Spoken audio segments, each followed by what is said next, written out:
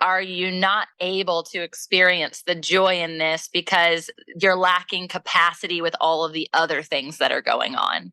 And I'll be vulnerable in sharing that this morning I've never gotten blood panel work done. I don't know if you guys have ever done that before, but my husband has really wanted to get it done. And I'm like, sure, let's do it. We got it done for the kids. And they're on all these little supplements now. And I'm anti pills at all. Like I don't even take an Advil when I have a headache.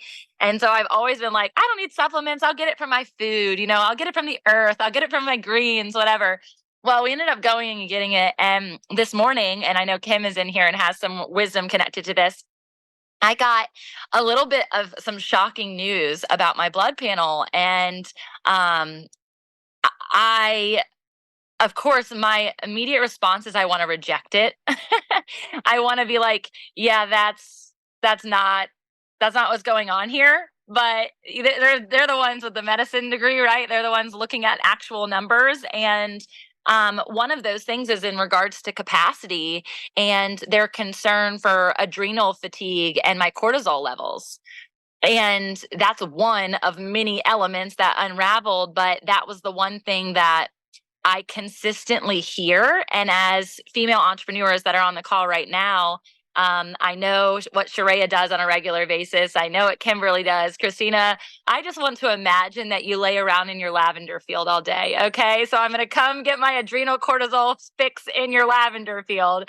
But I know that we are high achieving leaders, and the constant conversation that people have with me, especially those who don't know me, is like, I'm really impressed by your capacity, or you're so busy, or I don't know how you keep the pace that you keep. And this is not one person. This is multiple people on a weekly basis.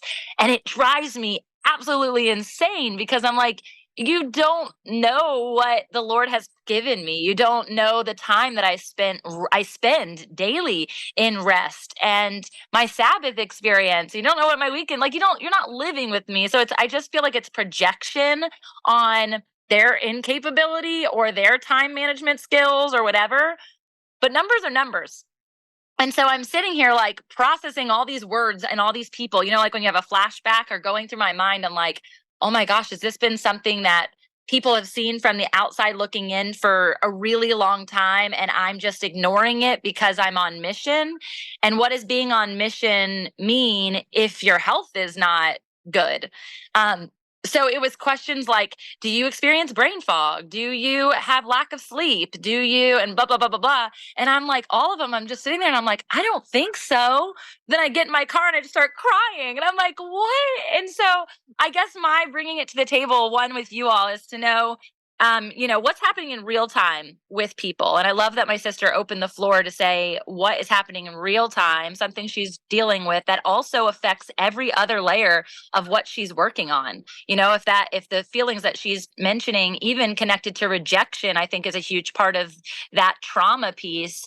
Like, we're experiencing things on a consistent basis that flow into every other facet of our identity as women. Not our identity, because it's not our rooted identity, but it's our labels, I guess. And so has anyone dealt with adrenal fatigue or cortisol problems? And what does your Sabbath look like in the midst of that? How do you effectively establish rest and rhythm?